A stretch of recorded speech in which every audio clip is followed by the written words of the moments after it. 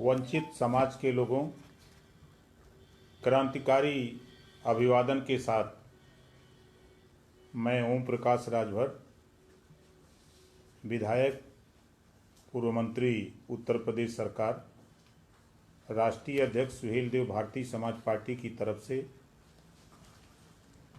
नमो बुद्धाय, जय भीम, जय निषाद राज, जय सुहेलदेव, जय भारत।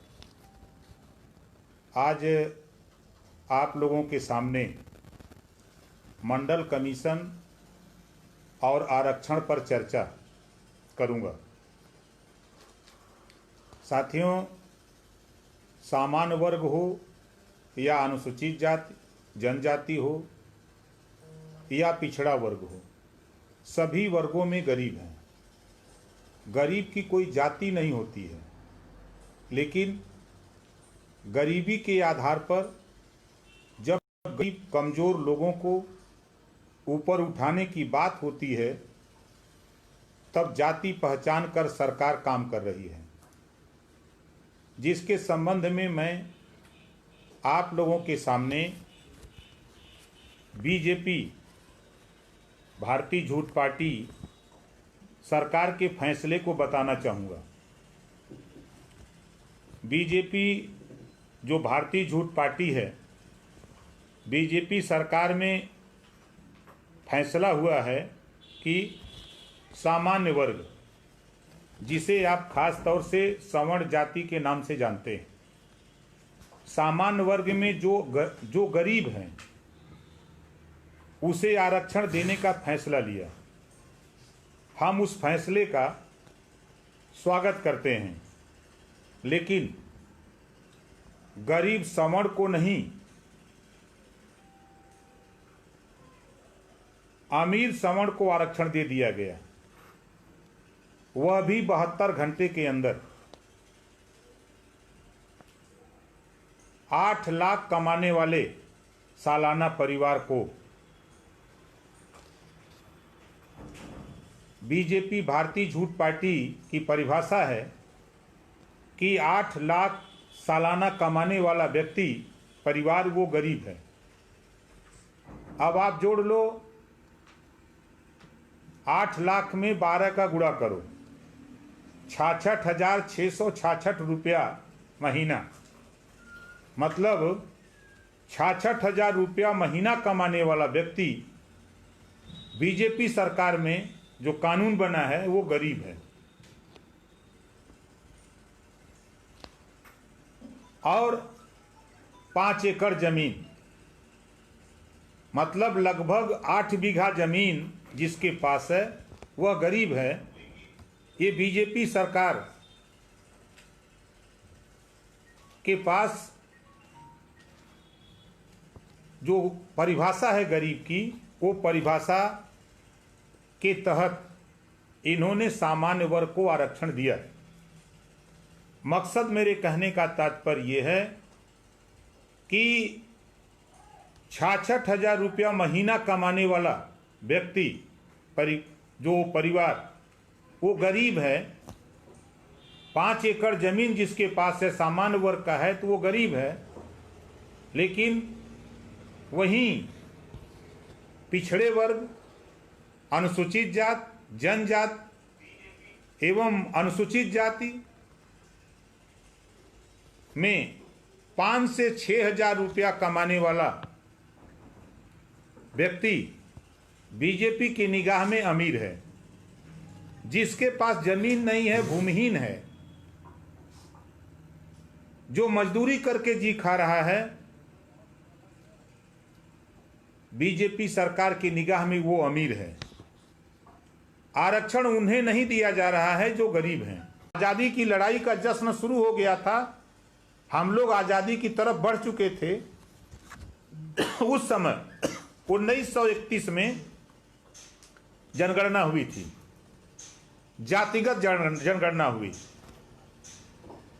1931 की जनगणना के आधार पर, सामाजिक एवं शैक्षणिक आधार पर पिछड़ों को संविधान के अनुच्छेद 340 में यह अधिकार दिया गया कि उनको चिन्हित कर विभिन्न क्षेत्रों में विशेष अवसर दिया जाए।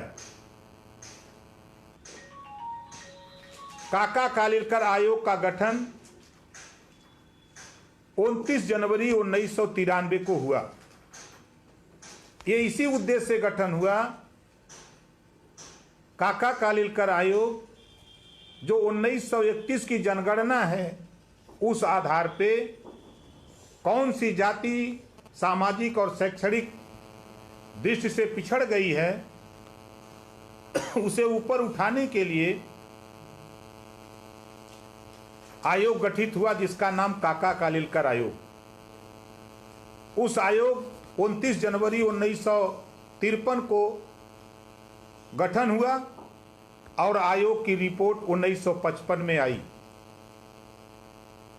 हम नौजवानों से कहना चाहता हूं, जो आज आरक्षण की बात करते हैं, आरक्षण की मांग करते हैं कि हमको आरक्षण नहीं है, हमको सुविधा नहीं है, हम उन साथियों से कहना चाहूंगा कि आप सोचो, काका कालेलकर आयोग का गठन होता है 1953 में और रिपोर्ट आती है 1955 में, लेकिन कांग्रेस पार्टी की सरकार ने रिपोर्ट लागू नहीं किया। उस रिपोर्ट को रद्दी की टोकरी में रख दिया। उस समय पंडित जवाहरलाल नेहरू जी से लेकर इंदिरा गांधी तक तमाम हमारे प्रधानमंत्री हुए, लेकिन कांग्रेस पार्टी की दबाव में हमारे कुछ साथी कांग्रेस की वकालत करते हैं।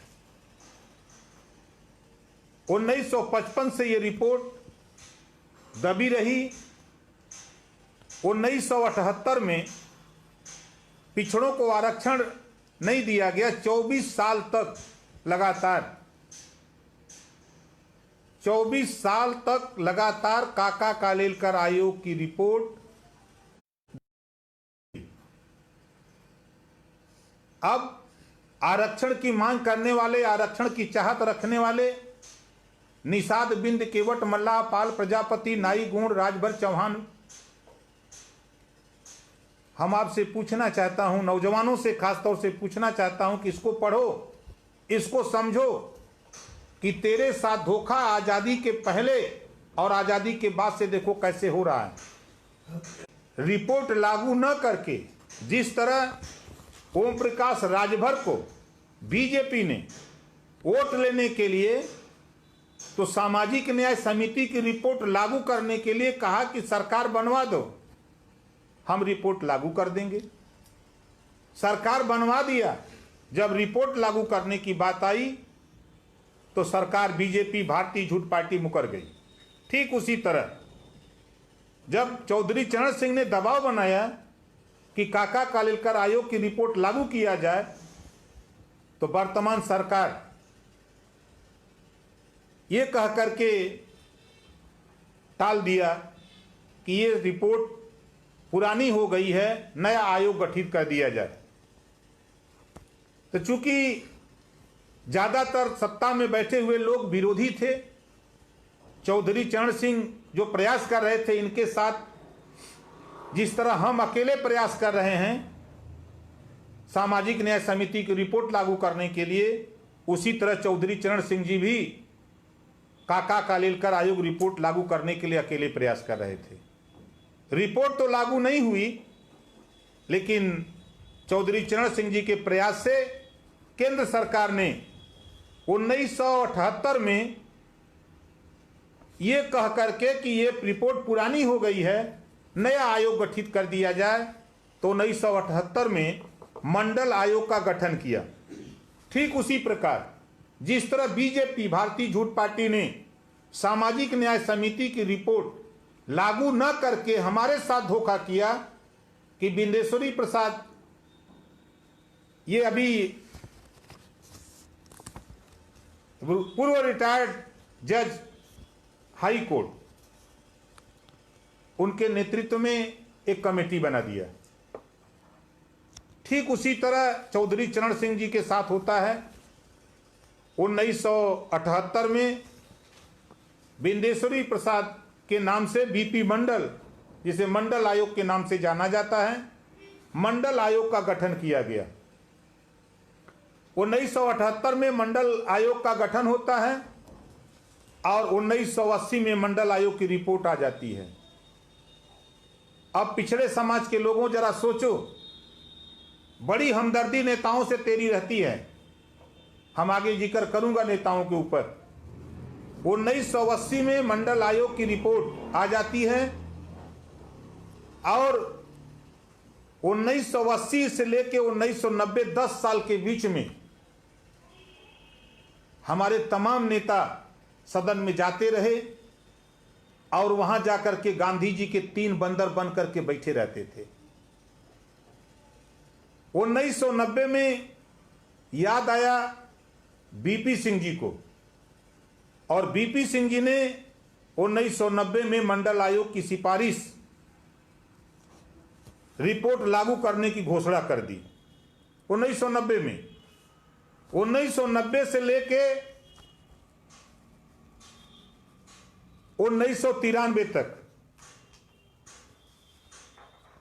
90 में घोषणा होती है। 3 साल लगातार हम पिछड़े वर्ग के साथियों से पूछना चाहता हूं, जो आज कांग्रेस और बीजेपी का झंडा लेके घूम रहे हैं, समाजवादी पार्टी और बहुजन समाज पार्टी का झंडा लेके घूम रहे हैं, तेरी पार्टी से जीत के जाने वाले सांसद, जिसको वोट दे करके आप सांसद दिल्ली में भेजते थे, वो नेता वहां जाकर के खाली रसमलाई खाने का काम करते थे। क्या ये लोग जाकर गांधी जी के 3 बंदर बन के सदन में बैठा करते थे? क्या इनकी जबान बंद कर दी गई थी? क्या ये रिपोर्ट इनको दिखाई नहीं देती थी? क्या ये रिपोर्ट के संबंध में इनको सुनाई नहीं देती थी? ऐसे नेता सपा, बसपा, भाजपा, कांग्रेस के लोग सदन में जाकर के सदन की शोभा बढ़ाते रहे, लेकिन पिछड़ों के अधिकार के सवाल पे, मंडल आयोग की रिपोर्ट लागू करने के सवाल पे, पिछड़ों को 27% आरक्षण जो मंडल कमीशन की सिफारिश है, उस सिफारिश को लागू कराने के लिए इनकी जबान नहीं खुली। धन्य है इस देश में वीपी सिंह जी, जिन्होंने मंडल आयोग की सिफारिश लागू करने के लिए लाख विरोध के बाद भारतीय जनता पार्टी, आज जो पिछड़े समाज के नेता, पिछड़े समाज के लोग जो बीजेपी में हैं, वो अपने समाज के दुश्मन हैं। यही बीजेपी है। जब बीपी सिंह जी ने मंडल कमीशन लागू करने की घोषणा किया, यही भारतीय जनता पार्टी ने कमंडल लेके निकल दिया। आडवाणी जी को रथ थमा दिया कि लेके निकलो, विरोध करो, नहीं तो ये लागू हो जाएगा तो 27% आरक्षण पिछड़ों को मिल जाएगा। आज उसी बीजेपी का समर्थन ये पिछड़े समाज के लोग दे रहे हैं। हम उन युवाओं से कहना चाहता हूं, नौजवानों से कहना चाहता हूं, पिछड़े समाज के लोगों, इसको जरा गूगल पे जाके पढ़ो। अगर मेरी बात गलत हो तो हमसे मिलो, हम आपको बताएं कैसे क्या हुआ। 27% आरक्षण लागू करने के लिए बीपी सिंह जब तैयार होते हैं तब कमंडल लेकर के आ जाते हैं। मंडल को कमंडल में बंद करने के लिए यही बीजेपी खड़ी हो जाती है। अब आज पिछड़े समाज के नेता मंत्री बनकर के, विधायक बन के, सांसद बन के भारतीय जनता पार्टी को सुशोभित करते हैं। ऐसे लोग गांधी जी के 3 बंदर हैं। इनमें दम हो तो मंडल आयोग की जो सिफारिश है, उसी सिफारिश की देन है कि सामाजिक न्याय समिति की रिपोर्ट उत्तर प्रदेश में रद्दी की टोकरी में पड़ी है। इसको क्यों नहीं लागू करते हैं? ठीक उसी तरह जो काका कालेलकर आयोग और मंडल आयोग को जिस तरह इन लोगों ने धोया, जिस तरह इन लोगों ने रद्दी की टोकरी में फेंका, उसी तरह इसको भी इन लोगों ने रद्दी की टोकरी में डाल रखा है। खैर 1993 में लागू होता है। मंडल कमीशन 22 सिफारिशें दिया कि ये जो गरीब, कमजोर, वंचित, पिछड़े लोग हैं, इनको ऊपर उठाने के लिए 22 सिफारिशें लागू हुई, जिसमें मात्र 2 सिफारिश 93 में लागू होती है। और उच्च शिक्षा में 2008 में आरक्षण मिलता है। यह है हमारे विरोध। कौन करता है? जो सत्ता में चलाने वाले लोग, सत्ता में बैठे हुए लोग ये नहीं करते। हमारे पिछड़े समाज के नेता जो सांसद और विधायक जीत के जाते हैं, मंत्री बनते हैं, ये लोग नहीं चाहते कि समाज का भला हो। समाज का वोट दिलाकर वो एमएलए और एमपी तो बन जाते हैं, सांसद बन जाते हैं, विधायक बन जाते हैं, लेकिन समाज के हित की जब बात आती है तो ये गांधी जी के 3 बंदर बन करके ये मूक दर्शक हो जाते हैं, इनको दिखाई नहीं देता, सुनाई नहीं देता। इस नाते मैं पिछड़ों को सामाजिक न्याय दिलाने के लिए आरक्षण 40 साल लग गया, 40 साल में लग गया। और वहीं बीजेपी भारतीय झूठ पार्टी अमीर सवर्ण को 72 घंटे में आरक्षण दे दिया, 72 घंटे में आरक्षण दे दिया। ना कोई आयोग गठित हुआ, ना कोई आंदोलन हुआ। 40 साल में पिछड़ों को 27% आरक्षण मिला। पिछड़े समाज के प्रतिभाशाली लोग भटकते रहे, और वहीं ना कोई आंदोलन, ना कोई आयोग, ना कोई धरना प्रदर्शन। और ये बीजेपी भारतीय झूठ पार्टी 72 घंटे के अंदर अमीर सवर्णों को, गरीब सवर्णों को नहीं, अमीर सवर्णों को, जिसके घर 66,000 रुपया महीना कमाई है वो गरीब है, 5 एकड़ जमीन है वो गरीब है। लेकिन बिंद, निषाद, केवट, मल्ला, राजभर, चौहान, पाल, प्रजापति, कुम्हार, नाई, अर्कबंसी, बारी, बिहार, रजवार, आरक, गुजर, जाट, ये गरीब नहीं है, जिनके पास न जमीन है, न रहने के लिए मकान है, न खाने के लिए शुद्ध भोजन है, और न इनके पास रोजगार है, न नौकरी है। सरकार इनको आरक्षण नहीं दे रही है। इस नाते हम पिछड़े समाज के प्रतिभाशाली नौजवानों से कहना चाहता हूं कि कब ज्ञान होगा आपको, कब आप सोचोगे अपने विषय में, कब तक बीजेपी, कांग्रेस, सपा, बसपा की लड़ाई लड़ते रहोगे। ये लोग तुझे गर्त में ले जाने का काम करते हैं, न कि तुझे हिस्सा और अधिकार दिलाने के लिए। जाति के नाम पर चुनाव जीत के जाने वाले लोग तेरी जाति का भला कभी नहीं कर सकते। ये जाति के नेता वोट दिलाने के मास्टर हो सकते हैं। जो पिछड़े समाज का नेता बीजेपी में है, चाहे वो किसी जाति का हो, वो वोट बीजेपी को दिला सकता है। लेकिन सपा में हो दिला सकता है, भाजपा में हो दिला सकता है, कांग्रेस में हो दिला सकता है। लेकिन जब हिस्सेदारी की बात आती है तब फिर इसकी जबान बंद हो जाती है। जिस बेग से वोट दिलाता है, उसी बेग से अगर पिछड़े दलित समाज में पैदा हुए ऐसे नेता अपने समाज को हिस्सा दिलाने की बात करते, तो आज समाज की प्रगति बहुत अच्छी होती। आज तो मुझे आश्चर्य है कि जाति व्यवस्था को अगर देखा जाए तो सब बिंद बिरादरी एक ऐसी है कि पूरे प्रदेश में एक भी बिंद दरोगा अब तक नहीं मुझे मिला, एक भी बिंद बिरादरी का सिपाही नहीं मिला, एक भी केवट का दरोगा नहीं मिला, एक भी केवट का बेटा सिपाही नहीं मिला। क्या कारण है? यही कारण है कि आंख मूंद करके आप वोट देते हो, आंख मूंद करके आप बीजेपी, सपा, बसपा, कांग्रेस को वोट देते हो, अपने अधिकार के लिए नहीं लड़ते हो। यही तेरी दुर्गति का कारण है। भागीदारी की लड़ाई लड़ने का, हिस्सेदारी की लड़ाई लड़ने का एक उदाहरण मैं आपको बताऊं, जो जिक्र मैंने किया नेताओं का। जर्मनी में एक पैदा हुआ नेता हिटलर, बहुत नाम है, हमारे तमाम साथी उदाहरण देते हैं कि क्या आप हिटलर हो। एक हिटलर पैदा हुआ। हिटलर के संबंध में मैंने जो पढ़ा है एक कहानी, संसद के अंदर वो एक जिंदा मुर्गा लेके जाता है। जैसे हमारे पिछड़े समाज के लोग समाज में तो जिंदा होके जाते हैं, जब वोट दिलाना होता तो जिंदा रहते हैं, ठीक उसी तरह हिटलर एक जिंदा मुर्गा लेकर के सदन के अंदर जाता है और अपने जेब में कुछ दाना लेके जाता है, और सदन के अंदर उस मुर्गे की पूरा पंख उखाड़ देता है। वो बेचारा मायूस हो जाता है। जब पंख उखाड़ देता है, उसके बाद सदन में लोग चुपचाप मार के मूक दर्शक बन के देख रहे हैं। फिर वो हिटलर जेब से कुछ दाना निकालता है, उसके सामने डाल देता है, और मुर्गा फिर उस दाने को खाने लगता है और खा लेता है। खाने के बाद जब उसको थोड़ा होश होता है, तो फिर हिटलर अपना जब जान जाता है कि अब ये मुर्गे को होश आ गया, इसका पेट भर गया, आधा पेट भरा है, अब इसका पेट भरना है, तो मुर्गे के सामने एक एक दाना डालते हुए हिटलर आगे आगे जा रहा है और मुर्गा पीछे पीछे जा रहा है, उसी तरह आज पिछड़े समाज के नेता ठीक उसी मुर्गे की तरह समाज का आरक्षण खत्म हो रहा है। समाज को, चाहे जो गरीब है उसको राशन नहीं मिल पा रहा है, जो गरीब है उसको आवास नहीं मिल पा रहा है, उसको शिक्षा नहीं मिल पा रही है, स्वास्थ्य नहीं मिल पा रहा है, रोजगार नहीं मिल पा रहा है, नौकरी नहीं मिल पा रही है। और ये हमारे समाज के नेता, जो पिछड़े समाज के लोग हैं, वो हिटलर के मुर्गे की तरह अपना पेट भरने के लिए उस मालिक के पीछे पीछे पीछे पीछे वो दाना डालता जा रहा है और ये दाना एक एक खाते हुए जा रहे हैं। इनसे सावधान होने की जरूरत है साथियों। जरा सोचिए, 1931 में जातिगत जनगणना हुई थी, उसके बाद 1931 से आज 2020 हो गई।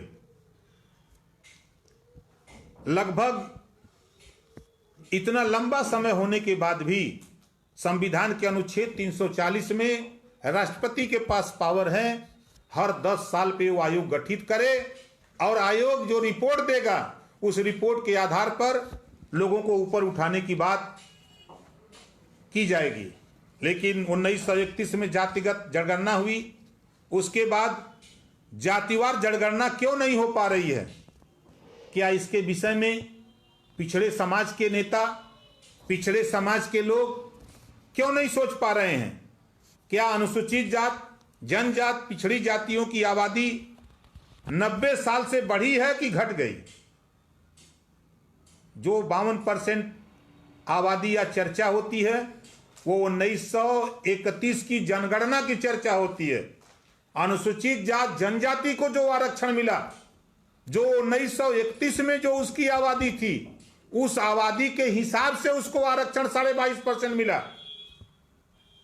1931 से आज 2020 है और लगभग 90 साल हो गया। 90 साल में अनुसूचित जाति जनजाति की आबादी बढ़ी, पिछड़ों की आबादी बढ़ी, अनुसूचित जाति की आबादी बढ़ी, सामान्य वर्ग की भी आबादी बढ़ी। लेकिन सरकार 1931 की जनगणना के बराबर आज भी हमको मानती है। इस पे हम नौजवानों से कहूंगा कि थोड़ा चिंतन करो। अगर हमारी बात समझ में आ रही हो तो विचार करने की आवश्यकता है साथी, विचार करने की आवश्यकता है। तो आइए हम और आर पार मिलकर, हम और आप मिलकर 2021 की जनगणना में जातिवार जनगणना कराने के लिए शहर शहर गांव गांव आवाज को बुलंद करें। वर्तमान केंद्र सरकार में सुप्रीम कोर्ट के आदेश, वर्तमान केंद्र की जो सरकार है, बीजेपी की सरकार है, सुप्रीम कोर्ट के आदेश को दिया। सुप्रीम कोर्ट ने आरक्षण के सवाल पे आदेश दिया था कि 50% आरक्षण से ज्यादा नहीं होगा, लेकिन बीजेपी ने वह भी बैरियर तोड़ करके पिछड़े दलित अल्पसंख्यक, तुझे इशारा किया कि तुम भी लड़ो, तुम अपने अधिकार के लिए लड़ना चाहो तो लड़ो, हमारे साथ मत रहो। इस नाते हम पिछड़े समाज के लोगों आपसे कहना चाहते, 50% के आरक्षण से ज्यादा नहीं होना चाहिए, वह भी बैरियर टूट गया है।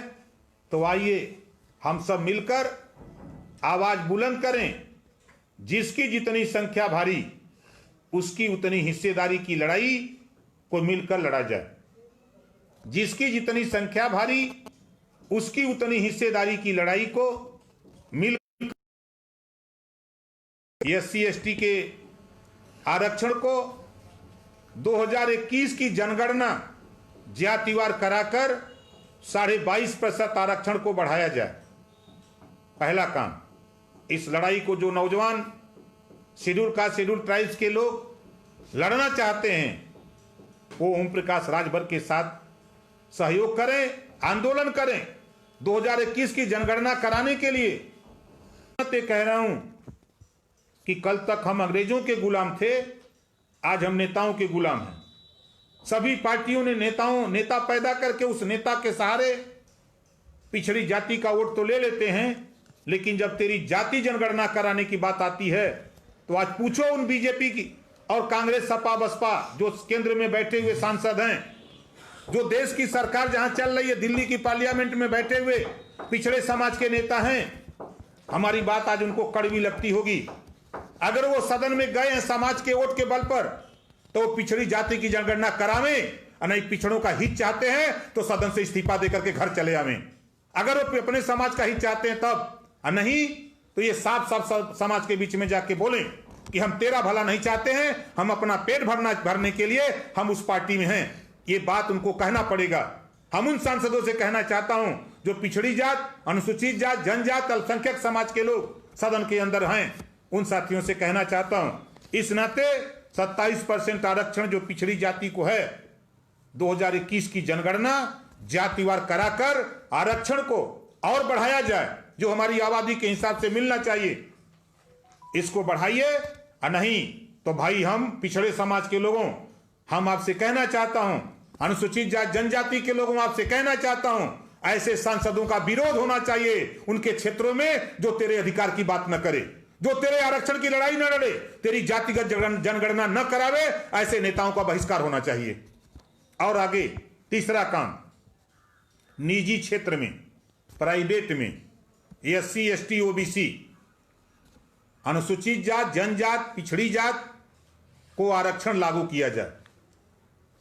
बड़ी बारीकी से पिछड़े तुझे आरक्षण से, दलित समाज के लोगों तुझे आरक्षण से विमुक्त करने के लिए, विरत करने के लिए, अलग करने के लिए भारतीय जनता पार्टी की साजिश चल रही है, जो प्राइवेट में आरक्षण नहीं है। आओ हम सब लोग मिल करके एससी, एसटी, ओबीसी के लोगों, निजी क्षेत्र में भी आरक्षण की आवाज को बुलंद किया जाए। जब तक हमको निजी क्षेत्र में आरक्षण नहीं मिलेगा तब तक हम सरकार का जम करके विरोध करेंगे, जब तक कि हमको मिल न जाए। ये लोकतंत्र है, लोकतंत्र में सिस्टम है अपनी बात, अपने अधिकार को कहने का। उसी तहत साथी हम भी बोल रहे हैं, तो आओ एससी, एसटी, ओबीसी के लोगों, आप चाहते हो कि ये निजी क्षेत्र में, प्राइवेट में भी आरक्षण लागू हो। अगर ये सरकार सभी विभागों को प्राइवेट में कर रही है, हमारा आरक्षण खत्म कर रही है एससी, एसटी, ओबीसी का, तो हम भी एससी, एसटी, ओबीसी के लोग मिलकर प्राइवेट में भी आरक्षण की व्यवस्था के लिए हम लोग मिलें और इकट्ठा होकर के इस लड़ाई को लड़ा जाए। जब देश में बकरी की गिनती हो सकती है, गाय की हो सकती है, भैंस की हो सकती है, बाघ की हो सकती है, कुत्ता की हो सकती है, बिल्ली की गिनती हो सकती है, तो जाति जनगणना क्यों नहीं हो सकती है? ये सवाल है एससी, एसटी, ओबीसी के लोगों। जब तक तेरी जनगणना नहीं होगी तब तक इसी तरह भटकते रहो, दर दर ठोकर खाते रहो। सरकार जब ये खबर सरकार को लगेगी तो ये जान जाना कि सरकार नया फैसला उठाएगी और ये बीजेपी, भारतीय झूठ पार्टी कहेगी कि नहीं अब जातिगत जनगणना नहीं होगी, अब आर्थिक जनगणना होगी। बड़ी साजिश इनकी होगी। बड़ी साजिश के तहत तेरा आरक्षण खत्म करने की तैयारी ये बीजेपी, भारतीय झूठ पार्टी के लोग शुरू करेंगे। हमारी बात आप लोगों को जेहन में उतर रही हो। आज पूरे देश में बेरोजगारी है नौजवानों, आज पूरे देश में बेरोजगारी है। रोजगार चाहिए तो आरक्षण के लिए लड़िए, अधिकार के लिए लड़िए। हम एक नारा देते हैं, बेरोजगारी हटाओ, आरक्षण बढ़ाओ। बेरोजगारी हटाओ और आरक्षण बढ़ाओ। ये संभव तभी है जब जनगणना होगी तब।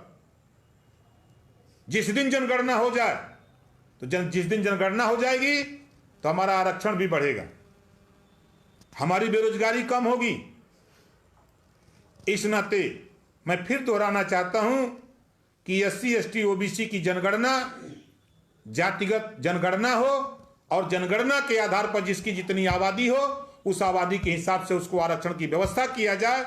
इस नाते ओम प्रकाश राजभर की तरफ से अब नारा शुरू हुआ है, बेरोजगारी हटाओ और आरक्षण बढ़ाओ।